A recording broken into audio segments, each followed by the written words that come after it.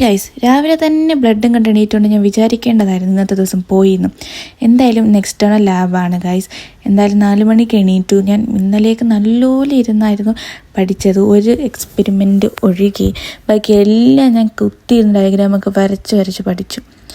എന്നിട്ട് എന്തായി അത് വഴിക്ക് വെച്ച് കാണാം.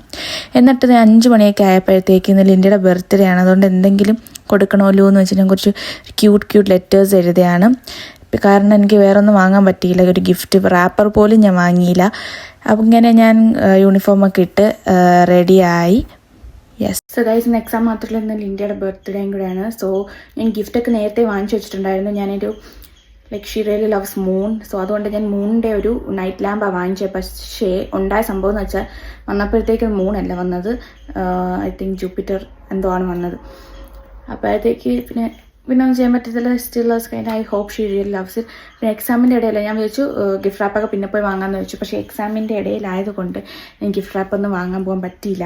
സോ എൻ്റെ ജേർണലിലൊരു സംഭവമുണ്ട്, ഒരു പേപ്പർ പോലെ ഡിസൈനുള്ള. സോ അത് വെച്ച് ഞാൻ അഡ്ജസ്റ്റ് ചെയ്തു ഗൈസ്. സോ പക്ഷെ കുഴപ്പമില്ലെന്ന് തോന്നുന്നു. സോ ഇതാണ് സംഭവം.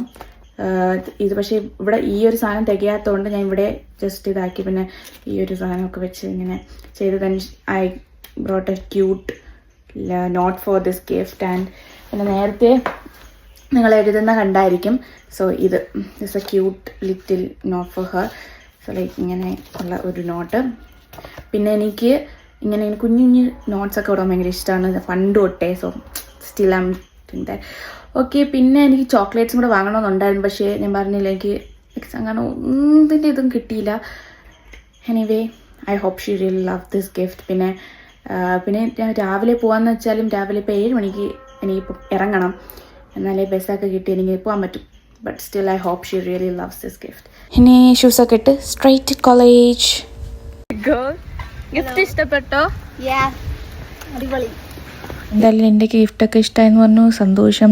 പിന്നെ നമ്മൾ നടക്കുകയാണ്. നമ്മൾ ലാബ് കഴിഞ്ഞ് ഉച്ചയ്ക്ക് പോകണോണ്ട് കോളേജസൊക്കെ വൈകിട്ട് എടുക്കുള്ളൂ. അപ്പോൾ നേരത്തെ എത്താനായിട്ട് നമ്മളൊക്കെ ഇറങ്ങി. കണ്ട കൈസ് നമ്മൾ നടന്നു പോകുമ്പോൾ കടൽ കാണാം നമുക്ക്, മലേൻ്റെ മണ്ടയില്ല. അങ്ങനെ എക്സാമിൻ്റെ കാര്യം പറഞ്ഞാൽ എനിക്ക് ആ പഠിക്കാത്തത് തന്നെ കറക്റ്റായിട്ട് കിട്ടി. എനിക്ക് ചെയ്യാൻ പറ്റിയില്ല, എനിക്ക് ഔട്ട്പുട്ടൊന്നും കിട്ടിയില്ല. എനിക്ക് സങ്കടപ്പെട്ട് ബാക്കിയൊക്കെ ഞാൻ അത്യാവശ്യം എന്നെ കൊണ്ട് പറ്റുന്ന രീതിയിലൊക്കെ ഞാൻ ചെയ്തിട്ടുണ്ട്. അതുപോലെ ചെയ്തിട്ടുണ്ടെന്ന് തോന്നുന്നു. ഇനി കഴിഞ്ഞത് ഇനി പറഞ്ഞിട്ട് കാര്യമില്ലല്ലോ ഗൈസ്.